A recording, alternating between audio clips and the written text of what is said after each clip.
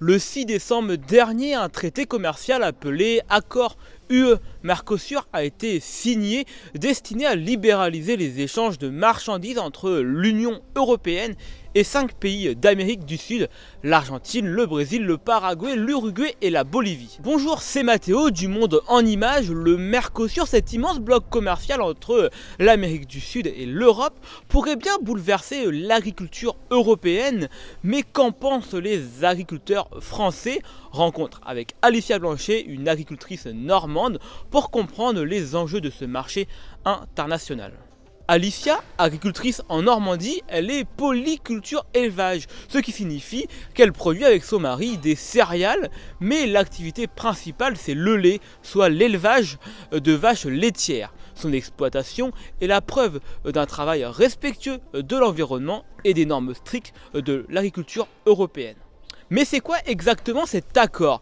L'objectif de cet accord est d'établir une zone de libre-échange entre l'Union européenne et les pays du Mercosur. Cela passerait par exemple par l'élimination des droits de douane, la simplification des procédures douanières ou l'élimination de ce que l'on appelle les barrières non tarifaires, mais aussi sans oublier l'utilisation de pesticides interdits en France mais pas dans les pays du Mercosur. Le Mercosur, c'est un sujet qui divise. En tant qu'agricultrice, quel est ton ressenti à ce sujet ? Un peu perdu, à vrai dire. Il y a un an, on manifestait. On avait beaucoup de choses à dire. Et malheureusement, je pense qu'on n'a pas été entendus. Et en plus, ils nous signent un accord qui nous arrange pas tellement. C'est un peu le serpent qui te mord la queue au final. Ouais, tout à fait.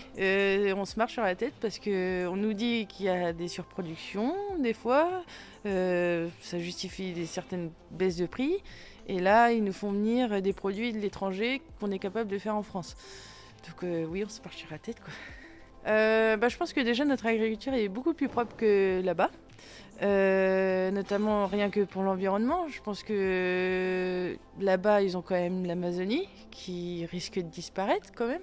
C'est le poumon de la Terre. Et oui, on est beaucoup plus encadré, on a des normes à respecter, on est contrôlé, on n'utilise pas certaines choses que là-bas ils utilisent, notamment tout ce qui est hormones sur les animaux. Les vaches sortent quand même minimum 6 mois de l'année, grand minimum, et ils ont de l'herbe fraîche tous les jours. Elles ont des soins réguliers, chaque vache est... Voilà, on s'occupe d'elle cas par cas, quoi. C'est pas en lot, c'est pas en... Là-bas, c'est des feedlots, donc voilà, vous avez tant de mètres carrés pour tant de bêtes et débrouillez-vous avec ça, quoi.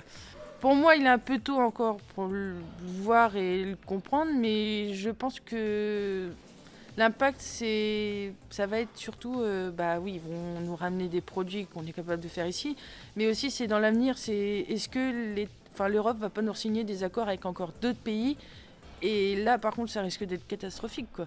Je comprends pas pourquoi on va chercher ça ailleurs, alors que je sais que c'est pour l'industrie française, mais quand même, quoi, faut qu'on se fasse un peu respecter, quoi. Les agriculteurs français comme Alicia continuent de défendre un modèle de qualité respectueux de l'environnement, mais dans un marché de plus en plus mondialisé, l'avenir reste incertain. Le Mercosur pourrait bien redéfinir la façon dont nous produisons et consommons nos aliments. Face aux enjeux du Mercosur, les agriculteurs normands restent mobilisés pour préserver leur savoir-faire et la qualité de leurs produits, un défi de taille pour l'agriculture de demain.